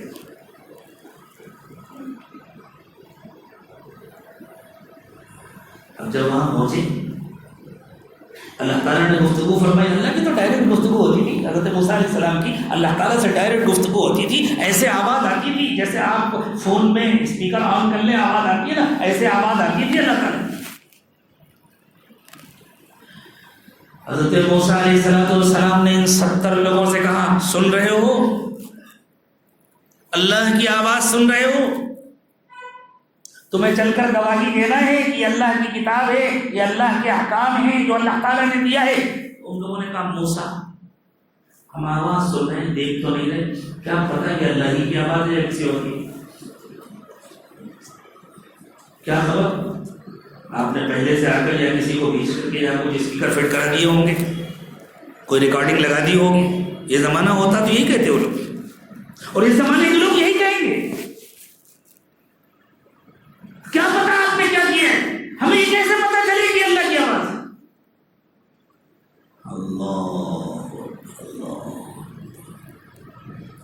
اللہ تعالیٰ کو غصہ آیا اور ان سب کو ختم کر دیا. حضرت موسیٰ اکیلے کھڑے ہیں، سامنے 70 لاشیں پڑی ہوئی، 70 لاشیں سامنے پڑی. حضرت موسیٰ علیہ السلام رونے لگے، کہنے لگے اللہ یہ کمبخت تو اس سے بھی بڑی سزا کے حقدار تھے، لیکن اللہ مجھے ڈر ہے کہ سزا ان کے لیے نہیں میرے لیے بن جائے گی. جب میں واپس جاؤں گا اور بتلاؤں گا کہ تمہارے لوگوں نے یہ حرکت کی تھی اس لیے اللہ نے ان کو سزا دی اور سب کو مار دیا، تو وہ کہیں کہ موسیٰ ہم سمجھ گئے، ہمارے سرداروں کی موجودگی میں ہم پر تمہاری حکومت نہیں چلتی تھی، اس لیے تم نے کچھ لوگوں کو چھپا رکھا تھا، ہمارے سارے سرداروں کو لے جا کر تم نے مروا دیا تاکہ تم ہمارے اوپر اکیلے حکومت کرو. تو اللہ میرے لیے تو بہت مشکل ہو جائے گی. اللہ نے بولا اچھا ٹھیک ہے ہمیں کوئی موقع اور دیتے. اللہ نے پھر حکم دیا سب زندہ ہوئے، جو زندہ ہوئے تو سب کی حالت خراب تھی، اس لیے کہ مر کر وہ دیکھ کر آئے تھے جو زندگی میں کوئی نہیں دیکھ سکتا. وہ جو دیکھنا چاہتے تھے نا پہلے، وہ زندگی میں تو نہیں دیکھ سکتے تھے، اب سب کچھ دیکھ کر کے آئے تھے وہاں. حضرت موسیٰ نے کہا کیا نہیں موسیٰ بس دعا کر دو دوبارہ یہ سزا نہ ملے، ہم نے دیکھ لیا، ہم چل کر گواہی دیں. یہ واپس آئے، حضرت موسیٰ علیہ السلام کو اطمینان تھا اب تو گواہی دیں گے یہ نالائق. یہاں آئے تو قوم نے ایک نیا بکھیڑا کر رکھا تھا. حضرت موسیٰ علیہ السلام نے سامری کو بھگایا، اس بچڑے کو جلایا، اس کی خاک کو اڑایا، ظالموں کو سزا دی، اور جب اس سب سے فارغ ہوئے تو بنی اسرائیل کو جمع کیا ایک میدان میں، سب کو بلا کر کے کہا دیکھو یہ اللہ کے احکام ہیں، وہ 10 احکام تھے اللہ تعالیٰ نے دیے تھے، یہ اللہ کے احکام ہیں، اور اللہ نے حکم دیا ہے کہ ان کو مضبوطی کے ساتھ پکڑنا، جیسے سورہ مریم میں اللہ تعالیٰ نے فرمایا، ہم نے حضرت یحییٰ سے کہا تھا یا یحییٰ خذ الکتاب بقوہ، یحییٰ کتاب کو مضبوطی کے ساتھ پکڑنا، اللہ نے حکم دیا ہے کہ ان احکام پر مضبوطی کے ساتھ عمل کرنا، 100% ان پر عمل کرنا، ذرا بھی ان کے خلاف نہ کرنا، اور یہ تمہارے نمائندے ہیں 70 جو میرے ساتھ گئے تھے، یہ میرے گواہ ہیں، ان سے پوچھ لو، انہوں نے اللہ کی آواز بھی سنی ہے اور وہ بہت کچھ دیکھ کر کے بھی آئے ہیں جو تم زندگی میں نہیں دیکھ سکتے۔ کیا امید ہے آپ کو؟ ان نالائقوں نے کیا گواہی دی ہوگی؟ ان نالائقوں نے کہا ہاں موسیٰ یہ تو صحیح کہہ رہے ہیں کہ یہ اللہ کے دیے ہوئے احکام ہیں، لیکن یہ جو موسیٰ کہہ رہے ہیں نا کہ ان پر سختی کے ساتھ عمل کرنا، ایسا تھوڑی کہا تھا اللہ نے کہا تھا جتنا ہو سکے کر لینا، نہ کر سکو تو کوئی بات نہیں، جو ہم لوگوں کا مزاج ہے، یہ اس قوم کا مزاج تھا۔ اللہ اس کی اطلاع دے رہے ہیں کہ مسلمانوں یہ تمہارا مزاج بنے گا، تم اپنے علماء کے ساتھ یہی کرو گے، تم اپنے ائمہ کے ساتھ یہی کرو گے، تم ان کے ساتھ یہی کرو گے جو تمہارے لیے راتوں میں اٹھ کر روتے ہیں،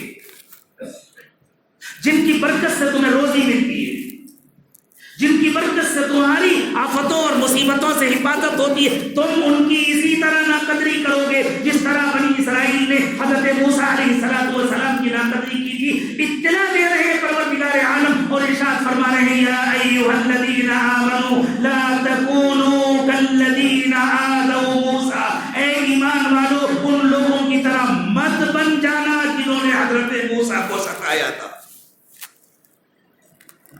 بننا ہے اس قوم کو اس لیے کہہ دینا بن جانا، کیا یہی آج ہمارا مزاج نہیں بن گیا؟ کیا مزاج تھا بنی اسرائیل کا اور کیا مزاج ہو گیا ہے ہمارا؟ ذرا تقابل کر کے دیکھیں۔ حضرت مریم کی پیدائش ہوئی، اللہ اکبر، پیدا ہوئی ایک نبی کے گھر میں۔ حضرت مریم کے والد حضرت ہارون نبی تھے، حضرت ہارون دعا کیا کرتے تھے، اس زمانے کے 2 پیغمبر تھے اور دونوں سالوں بھائی تھے، دونوں کی بیویاں سگی بہنیں تھیں، حضرت ہارون اور حضرت زکریا۔ حضرت زکریا کی بھی کوئی اولاد نہیں تھی، حضرت ہارون کی بھی کوئی اولاد نہیں تھی۔ حضرت ہارون دعا کیا کرتے تھے اللہ نے کوئی بیٹا دے دیجیے، ادھر حضرت زکریا دعا کرتے تھے اللہ کوئی بیٹا دے دیجیے۔ بنی اسرائیل کا حال بہت برا ہے، یہ اپنے بچوں کو تو حافظ اور عالم بناتے نہیں، اللہ مجھے بیٹا دے دیجیے، میں اپنے بچے کو حافظ اور عالم بناؤں گا۔ کوئی تو دین کی حفاظت کرے، کوئی تو علم کی حفاظت کرے، ورنہ یہ وراثت کیسے باقی رہے گی؟ حضرت زکریا کو اللہ نے بیٹا نہیں دیا بہت دنوں تک، حضرت ہارون کو بھی اللہ نے کوئی بیٹا نہیں دیا، انہوں نے تمنا کی تھی اللہ مجھے بیٹا دیں گے تو میں وقف کر دوں گا دین کی خدمت کے لیے، حتیٰ کہ حضرت ہارون کا انتقال ہو گیا۔ پوری قوم کو معلوم تھا اللہ کے پیغمبر روزانہ اللہ سے کیا مانگتے ہیں۔ اس کے بعد حضرت مریم کی والدہ امید سے ہوئی، انہوں نے نظر مان لی میں اپنے شوہر کی تمنا کو پوری کروں گی، میرا بیٹا ہوگا، میں اسے دین کی خدمت کے لیے وقف کر دوں گی۔ اب بیٹی کی پیدائش ہوئی، انہوں نے کہا انی وضعتها انثى، اللہ یہ تو بچی ہوئی ہے۔ اللہ نے فرمایا ہاں ہمیں جو کام لینا ہے وہ بچی سے ہو سکتا ہے، بچے سے نہیں ہو سکتا، ہمیں تو اس کو حضرت عیسیٰ کا ماں بنانا ہے نا، یہ کام بچے سے نہیں ہو سکتا، بچی سے ہو سکتا ہے۔ واللہ اعلم بما وضع وليس الذكر كالانثى، اللہ کو پتا تھا گھر میں بچے کی پیدائش ہوئی یا بچے کی پیدائش ہوئی، بیٹا بیٹی جیسا نہیں ہو سکتا۔ یہ مطلق بات نہیں ہے کہ کوئی بیٹا کوئی بیٹی جیسا نہیں ہو سکتا، یہاں بیٹی کی ضرورت ہے، یہاں بیٹا ہوتا تو وہ کام نہیں کر سکتا جو بیٹی سے لینا ہے، اس لیے اس گھر میں بیٹا بیٹی جیسا نہیں ہو سکتا۔ اب کیا ہوا؟ اس بچی کی پرورش کون کرے گا؟ جتنے اس زمانے کے نامور لوگ تھے سب نے پرچے داخل کر دیے، ہم اس بچی کی پرورش کریں گے، ہم اس بچی کی پرورش کریں گے۔ سارے علماء، سارے صلحاء، سارے اولیاء، حتیٰ کہ حضرت زکریا بھی، سب امیدوار ہیں ہم پرورش کریں گے۔ چلو قرآن ڈالو، اور قرآن کیسے ڈالو؟ اللہ اکبر، لکڑی کے قلم بناؤ، بہتے ہوئے دریا میں ڈالو، جس کا قلم الٹا چل کر آئے اس کے نام کلا نکلا۔ کہیں لکڑی الٹی بہتی ہے؟ لیکن حضرت زکریا کا ڈالا ہوا قلم الٹا بہا۔ اذ یلقون ایہم یکفل مریم اذ یلقون اقلامہم ایہم یکفل مریم۔ اللہ کہتے ہیں اس وقت کو یاد کرو جب لوگ یہ جاننے کے لیے اپنے اپنے قلم دریا میں ڈال رہے تھے کہ حضرت مریم کی کفالت کون کرے گا۔ حضرت زکریا جو وقت کے پیغمبر تھے ان کے نام قرآن لکھا۔ غیر معمولی شخصیت تھی نا حضرت مریم۔ اس کے بعد حضرت مریم جب جوان ہوئی تو ان کے لیے جنت سے پھل آنے لگے۔ کلما دخل علیہا زکریا المحراب وجد عندہا رزقا۔ جب حضرت مریم محراب میں تشریف لاتے تو دیکھتے بھانجی کے بعد حضرت مریم سگی بھانجی تھی، سگی سالی کی بیٹی تھی حضرت زکریا۔ حضرت زکریا ان کے سگے خالو تھے حضرت مریم۔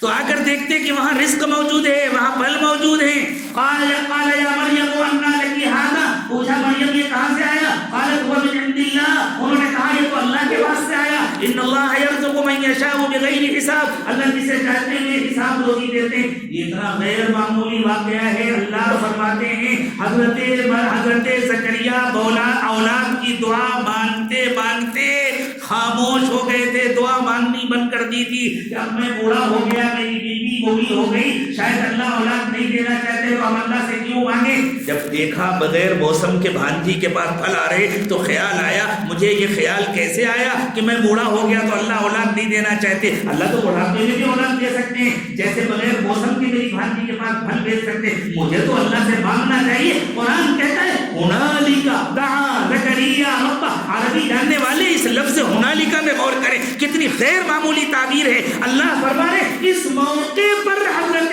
زکریا نے دعا مانگی، یعنی اس واقعے سے متاثر ہو کر حضرت زکریا نے دعا مانگی اور اللہ کی طرف سے پیغام آیا، زکریا تمہاری دعا قبول ہو گئی، ہم تمہیں بیٹا دیں گے اور بیٹے کا ایسا نام رکھیں گے کہ اس سے پہلے دنیا میں کسی بچے کا نام نہیں رکھا گیا، اور وہ نام ہوگا یحییٰ۔ پہلے سے نام بھی بدلا دیا، لم نجعل له من قبل سمیا۔ اس نام کا کوئی بچہ اس سے پہلے کبھی پیدا نہیں ہوا۔ یہ مقام تھا حضرت مریم کا۔ لیکن قوم کے مزاج کا اندازہ لگائیں، جب حضرت مریم بچے کو لے کر باہر سے گاؤں میں آئی حضرت عیسیٰ علیہ السلام کو، تو ہونا کیا چاہیے تھا؟ یہ اتنے بلند مقام کی خاتون ہیں، ان کی اس طرح تربیت ہوئی ہے تو ذرا سنبھلنا چاہیے، ذرا رکنا چاہیے، ذرا تحقیق کرنی چاہیے، ذرا ان کی بات سننی چاہیے۔ دیکھتے ہی قوم نے سب کچھ بھلا دیا اور فوراً حضرت مریم پر الزام لگا دیا، یا اخت ہارون ما کان ابوکی امرأ سوء وما کانت امکی بغیہ۔ زندگی بھر کے تقوی طہارت کے واقعات کو بلایا، ایک ادنا سے شبہ پر اٹھا کر الزام لگا دیا۔ یہ مزاج تھا بنی اسرائیل کا، کیا یہی مزاج ہمارا نہیں بن گیا؟ پوری زندگی جس کی تقوی کی، پاکیزگی کی، طہارت کی ہماری آنکھوں کے سامنے ہو، ایک معمولی سے شبہ پر ہم سب کچھ چھپا بلا دیتے اور فوراً اس پر الزام لگانا شروع کرتے۔ کوئی عالم، کوئی ادارہ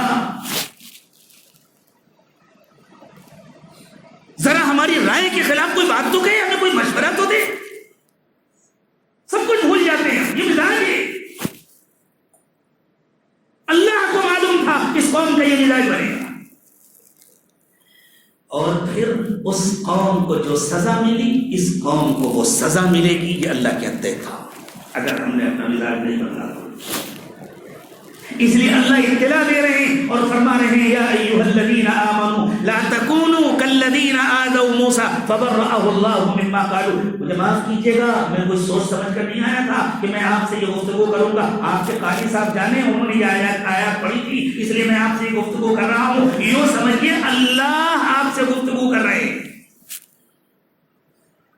جس کو غصہ آئے اللہ پر آئے، جس کو پلٹ کر کوئی حکم لگانا ہو اللہ پر لگائے، جس کو کوئی فتویٰ دینا ہو اللہ کو دے، جس کو کوئی تبصرہ کرنا ہو اللہ پر تبصرہ کرے کہ اللہ نے کیوں کہا۔ اللہ کہہ رہے ہیں، یا ایھا الذین آمنوا لا تکونوا کالذین آذوا موسیٰ۔ اے ایمان والو، ان کی طرح مت بن جانا جنہوں نے حضرت موسیٰ کو ستایا تھا۔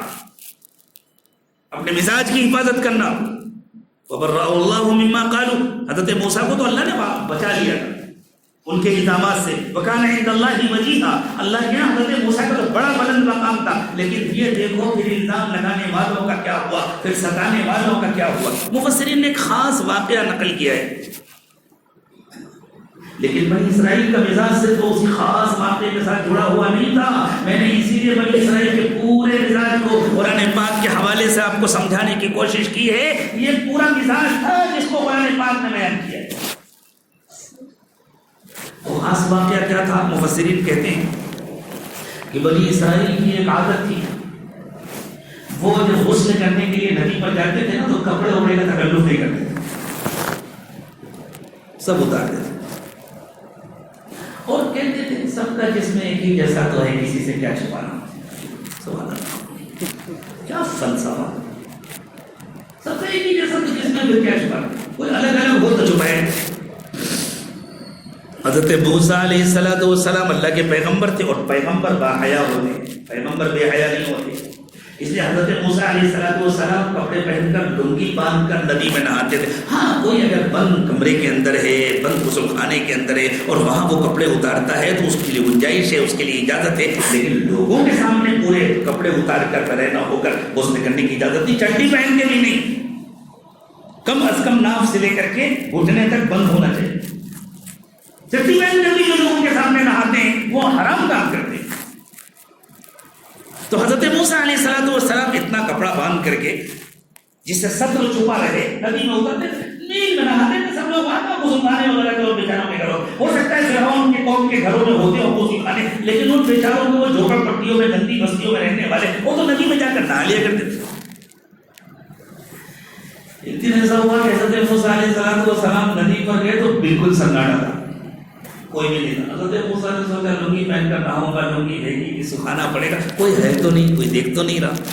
میں کپڑے اتاروں گا، جلدی سے پانی کے اندر چلے جاؤں گا اور بعد میں ادھر ادھر دیکھوں گا کوئی نہیں ہے، جلدی سے باہر نکلوں گا، لنگی پہن لوں گا تو کپڑا بھیگے گا نہیں. ندی کے کنارے ایک پتھر تھا. حضرت موسیٰ علیہ السلام نے جلدی سے کپڑے اتارے، پتھر پہ رکھے ندی کے اندر. جب پانی کے اندر چلے گئے بدن ڈھک گیا.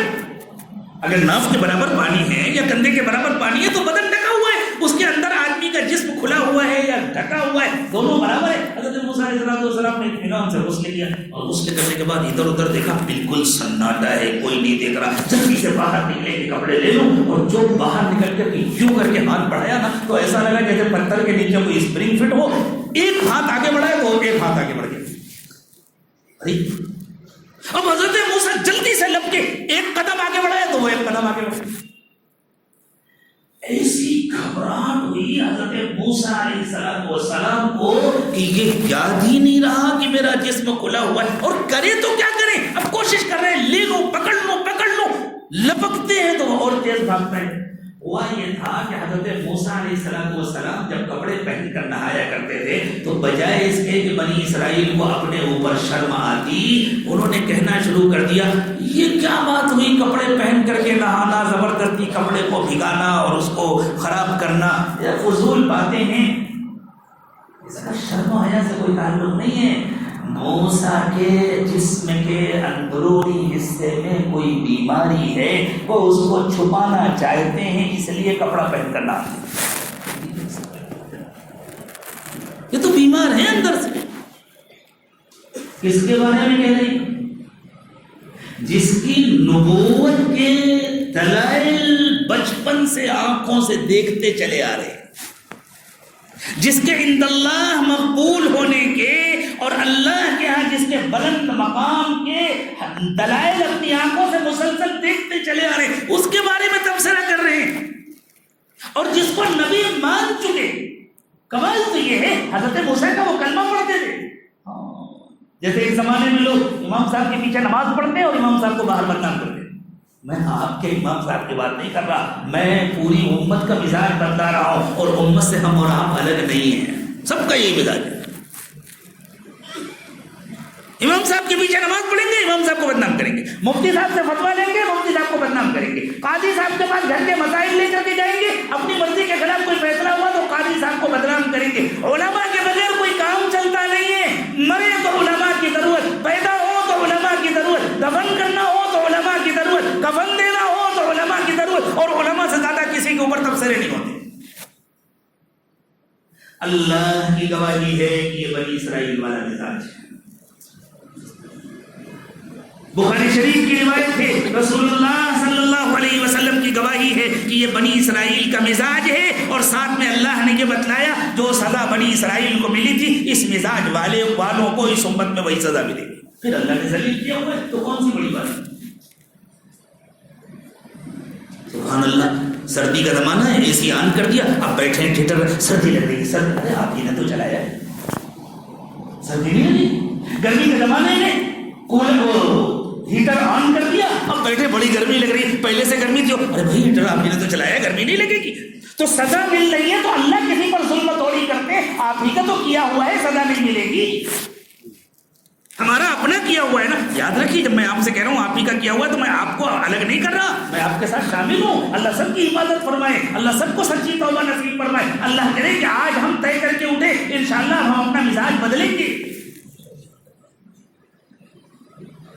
تو لوگوں نے تبصرہ کیا ہوا تھا, پیغمبر کو کوئی ایسی بیماری نہیں ہوتی جو انسانوں کے لیے کھلونی ہو, کبھی نہیں ہوتی. اللہ دکھانا چاہتے لیکن اب اللہ حضرت موسیٰ سے تھوڑی کہتے کہ آپ کپڑا کھول کر دکھا دیجیے. تو اللہ تعالیٰ کیا ایسے موقعوں پر تکوینی انتظامات ہوتے ہیں, اس لیے اللہ نے پتھر کو حکم دے دیا. اب حضرت موسیٰ پیچھے پیچھے دوڑ رہے ہیں, سوبی حجر سوبی حجر, ارے نالائق پتھر میرے کپڑے تو دے, وہ گائے کو سننے والا. حضرت موسیٰ پیچھے پیچھے, وہ آگے آگے. ایک جگہ ان کی بستی میں لوگ بیٹھے ہوئے تھے, آپس میں باتیں, ارے انہوں نے کہا یہ دیکھو یہ کیا ہو رہا ہے, موسیٰ ننگے آگے چلے آ رہے ہیں, کپڑے ان کے آگے آگے. سب نے جو غور سے دیکھا پتھر ہو گیا. حضرت موسیٰ نے جلدی سے کپڑا دیا پکڑ کے. لوگوں نے آپس میں کہا یار کوئی بیماری تو ہے نہیں.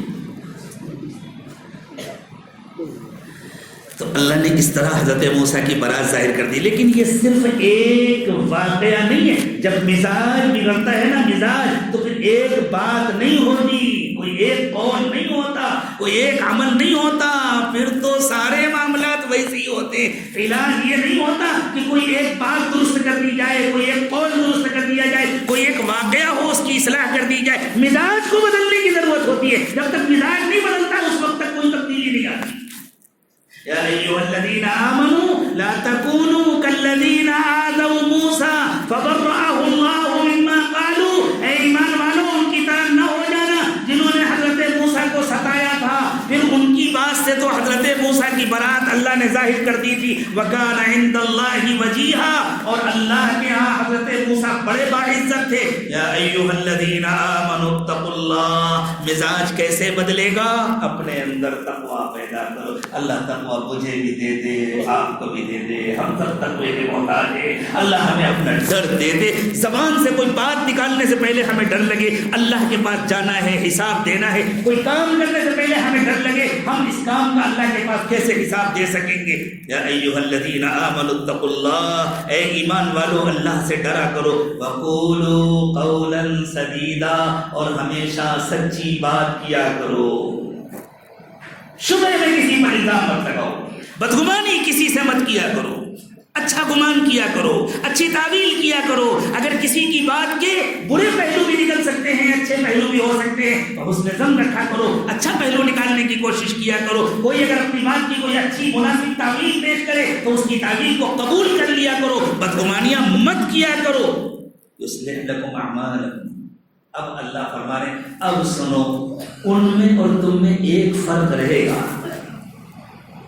جب تمہارا مزاج بگڑے گا تو ان میں اور تم میں ایک فرق رہے گا. وہ فرق کیا ہے؟ انہوں نے حضرت موسیٰ حضرت محمد صلی اللہ علیہ وسلم کا انکار کر کے آخری چاند سے بھی گما دیا, اس لیے ان کے لیے ذلت کا فیصلہ آخری اور قطعی ہے. اب انہیں کبھی عزت نہیں ملے گی. چونکہ تم اپنے مزاج کے بگڑ جانے کے بعد بھی حضرت محمد صلی اللہ علیہ وسلم کے نام لیوا رہو گے, حضرت محمد صلی اللہ علیہ وسلم کے امتی رہو گے, اس لیے تمہارے لیے ہر وقت توبہ کا دروازہ کھلا ہوا ہے. اگر تم اپنے اندر تقویٰ پیدا کر لو گے اور اگر تم اپنے قول و عمل کو درست کر لو گے, یصلح لکم اعمالکم, اللہ تمہارے اعمال کو بھی درست کر دیں گے، وَيَغْفِرْ لَكُمْ ذُنُوبَكُمْ، اور اللہ تمہارے گناہوں کو بھی معاف کر دیں گے، وَمَن يُطِعِ اللَّهَ وَرَسُولَهُ فَقَدْ فَازَ فَوْزًا عَظِيمًا، جو اللہ اور اس کے رسول کا کہنا مان لے گا اسے بڑی کامیابی مل جائے گی۔ اللہ کرے یہ کامیابی مجھے بھی مل جائے، آپ کو بھی مل جائے، پوری امت کو مل جائے۔ میرے دوستو، یہ اطلاع دی ہے پروردگار عالم نے اور اس کی وضاحت فرمائی ہے رسول اکرم صلی اللہ علیہ وسلم نے کہ میری امت کا یہ مزاج بنے گا، بنا ہوا، اس کے نمونے روز ہمارے سامنے آتے ہیں۔ آئیے ہم اللہ سے سچی پکی توبہ کریں، اللہ ہم تقوی کی زندگی گزارنا چاہتے ہیں، آپ مدد فرمائیے، آپ ہماری حفاظت فرمائیے، اور اللہ ہم پوری امت کی طرف سے آپ سے معافی مانگ رہے ہیں، اللہ پوری امت کے ساتھ مہربانی کا معاملہ فرمائیے، اللہ ہمیں اپنے محسنوں کی قدر کرنے کی توفیق عطا فرمائیے، اپنے ائمہ کی، اپنے علماء کی، اپنے مفتیان کرام کی، دین کے محافظین کی، دین کے خادموں کی اللہ ہمیں قدر کرنے کی توفیق عطا فرمائیے۔ اللہ جو ہماری خاطر روتے ہیں، جو ہماری خاطر آنسو بہاتے ہیں، جن کی برکت سے آپ ہماری حفاظت کرتے ہیں، اللہ ہمیں ان کا ناقدرہ نہ بنائیے، ان کی قدر کرنے کی توفیق عطا فرمائیے۔ وآخر دعوانا ان الحمدللہ رب العالمین۔ دیکھو بھائی، جب مزاج بگڑتا ہے نا تو سب کچھ ہوتا ہے، گھروں میں جھگڑے ہوتے ہیں، گھروں سے کے جھگڑے بھی دور کرنے کا یہی طریقہ ہے کہ ہم اللہ کی طرف رجوع کریں، اللہ کی طرف متوجہ ہو جائیں۔ میرے شیخ، میرے استاد، میرے مربی، جن کے حکم سے پورے ملک میں آنا جانا ہوتا ہے، آپ کے یہاں بھی حاضری ہوتی ہے، حضرت مولانا پیر ذوالفقار احمد صاحب نقشبندی مجددی دامت برکاتہم کی تو بہت اہم کتابیں جو ہمارے دوست ہیں شکیل بھائی بیچارے ایسے موقعوں پر دینی کتابیں لے کر جاتے ہیں، پہنچتے ہیں تاکہ گھر گھر پہنچے، پڑھی جائیں، لوگ ان سے فائدہ اٹھائیں۔ ایک کتاب ہے گھریلو جھگڑوں سے نجات، اور اسی کی تکمیل سمجھیے دوسری کتاب ہے گھر جنت کیسے بنے۔ جب گھر میں جھگڑے ہوتے ہیں تو گھر تو جہنم کا نمونہ ہوتا ہے، نہ چھوٹوں کو اچھا لگتا ہے نہ بڑوں کو اچھا لگتا ہے۔ جب گھر میں پیار ہو، محبت ہو، ادب ہو، احترام ہو، ایک دوسرے کے حقوق کی ادائیگی ہو، تو پھر تو گھر جنت کا نمونہ بن جاتا ہے۔ یہ دونوں کتابیں بہت اہم ہیں، مردوں کے لیے بھی اور عورتوں کے لیے بھی۔ آپ ذرا ان کتابوں کو حاصل کریں، اپنے لیے بھی لیں، اپنے دوست احباب کے لیے بھی لیں، انشاءاللہ نفع ہوگا۔ اللہ کی طرف متوجہ ہو جائیں اور دعا فرما لیں۔ سبحان ربی العلی الاعلی الوہاب، اللہم صلی علی سیدنا محمد وعلی آل سیدنا محمد وبارک وسلم۔ ربنا ظلمنا انفسنا وان لم تغفر لنا وترحمنا لنکونن من الخاسرین۔ ربنا لا تؤاخذنا ان نسینا او اخطأنا، ربنا ولا تحمل علینا اصرا کما حملته علی الذین من قبلنا، ربنا ولا تحملنا ما لا طاقة لنا به، واعف عنا واغفر لنا وارحمنا، واعف عنا واغفر لنا وارحمنا، واعف عنا واغفر لنا وارحمنا، انت مولانا فانصرنا علی القوم الکافرین۔ پروردگار عالم، ہم آپ کے عاجز اور کمزور بندے ہیں، اللہ ہمارے حال پر رحم فرمائیے، اللہ ہمارے دلوں کی گندگیوں کو دور فرما دیجیے، اللہ ہمارے مزاجوں کے بگاڑ کو دور فرما دیجیے، اللہ ہمارے ظاہر کی بھی اصلاح فرما دیجیے، ہمارے باطن کی بھی اصلاح فرما دیجیے۔ اللہ ہم سر سے پیر تک گناہوں میں ڈوبے ہوئے ہیں، اللہ اقراری مجرم ہیں، آپ کے دربار میں حاضر ہیں، اللہ دن میں بھی گناہ کیے، رات میں بھی گناہ کیے، تنہائیوں میں بھی گناہ کیے، مجلسوں میں بھی گناہ کیے، اللہ تمام گناہوں کو معاف فرما دیجیے۔ اللہ آپ کو تو معاف کر کے خوشی ہوتی ہے، اللہ معاف فرما دیجیے، اللہ معاف فرما دیجیے۔ آپ کا کچھ نہیں بگڑے گا، اللہ آپ کا کچھ نہیں بگڑے گا، اللہ آپ کی خدائی میں، آپ کے اختیارات میں کوئی کمی نہیں آئے گی، اللہ ہمارا کام بن جائے گا، ہمارا بیڑا پار ہو جائے گا۔ اللہ اگر آپ ہمیں معاف کر دیں گے، شیطان کا دل دکھے گا، شیطان کو افسوس ہوگا، اللہ شیطان ہمارا بھی دشمن ہے، آپ کا بھی دشمن ہے، اللہ شیطان کو رلا دیجئے، شیطان کو مایوس کر دیجئے۔ اللہ اگر آپ نے نہیں معاف کیا، شیطان کو خوشی ہوگی، کہے گا دیکھو بڑی امیدوں کے ساتھ اللہ کے گھر گئے تھے، 1 گھنٹے سے زیادہ اللہ کے کلام سنتے رہے اور رو رو کر اللہ سے مانگتے رہے، دیکھو یہ ایسے ظالم ہیں، ان کو اللہ نے بھی نہیں معاف کیا۔ اللہ شیطان کو ہنسنے کا موقع مل جائے گا، اللہ شیطان ہمارا بھی دشمن ہے، آپ کا بھی دشمن ہے، اللہ شیطان کو ہنسنے کا موقع نہ دیجیے، اللہ شیطان کو ہنسنے کا موقع نہ دیجیے، اللہ شیطان کو رلا دیجیے، شیطان کو مایوس کر دیجیے۔ پروردگار عالم معاف فرما دیجیے، اللہ معاف فرما دیجیے، اللہ معاف فرما دیجیے، اللہ رحم فرما دیجیے، کرم فرما دیجیے، اللہ دن کے گناہوں کو بھی معاف کر دیجیے، رات کے گناہوں کو بھی معاف کر دیجیے، اللہ تنہائی کے گناہوں کو بھی معاف کر دیجیے،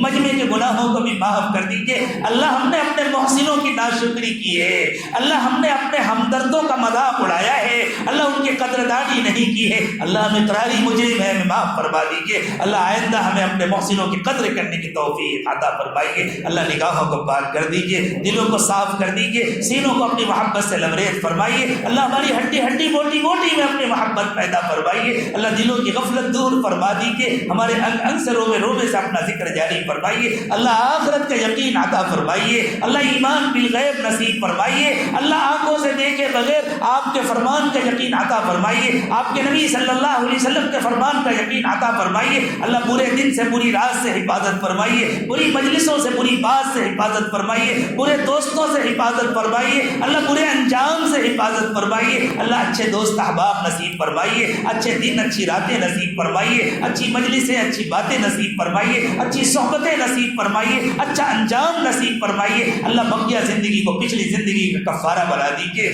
آنے والے وقت کو پچھلے وقت سے بہتر بنا دیجیے، پروردگار عالم روزی کی تنگی سے حفاظت فرمائیے، بیماریوں سے حفاظت فرمائیے، پریشانیوں سے حفاظت فرمائیے، اللہ حاضرین مجلس کو قبول فرما لیجیے، اللہ اٹھنے سے پہلے سب کی مغفرت فرما دیجیے، اللہ اٹھنے سے پہلے سب کی مغفرت فرما دیجیے، اللہ سب کو ولایت کاملہ نصیب فرما دیجیے، اللہ ہم اپنی بدعمالیوں کی کتنی سزا بھگتیں گے، اللہ امت اپنی بدعمالیوں کے نتیجے میں ٹوٹ گئی ہے، بکھر گئی ہے، اللہ ٹوٹی ہوئی امت کو جوڑ دیجیے، اللہ ٹوٹے ہوئے دلوں کو جوڑ دیجیے، اللہ ٹوٹے ہوئے دلوں کو جوڑ دیجیے، اللہ بکھر گئے ہیں سمیٹ دیجیے، اللہ کام الجھ گئے ہیں سلجھا دیجیے، اللہ الجھ گئے ہیں سلجھا دیجیے، اللہ مخلصین کو متحد کر دیجیے، مجتمع کر دیجیے، اللہ کلمہ واحدہ پر متحد فرما دیجیے، اپنی رضا پر متحد کر دیجیے، اپنی رضا پر متحد کر دیجیے، اے اللہ پورے دنیا میں اللہ اخلاص والوں کی مدد فرمائیے، جو اخلاص سے محروم ہیں اللہ ان کو اخلاص عطا فرما دیجیے، اللہ ہمارے ظاہر کی بھی اصلاح فرمائیے، ہمارے باطن کی بھی اصلاح فرمائیے، ہمارے ظاہر کو 100% سنتوں سے سجا دیجیے، ہمارے باطن کو اپنی یاد سے آباد فرما دیجیے، اے اللہ پورے مجمع کو ولایت کاملہ عطا فرما دیجیے، اللہ ہمارے گھر والوں کو، ہمارے بچوں کو، ہماری عورتوں کو اللہ سب کو ولایت دے دیجیے، سب کو اپنا بنا لیجیے، اللہ پوری امت کی طرف سے آپ سے معافی مانگ رہے ہیں، اللہ پوری امت کو معاف کر دیجیے، اللہ پوری امت کو معاف کر دیجیے، اللہ پوری امت کے حالات بدل دیجیے،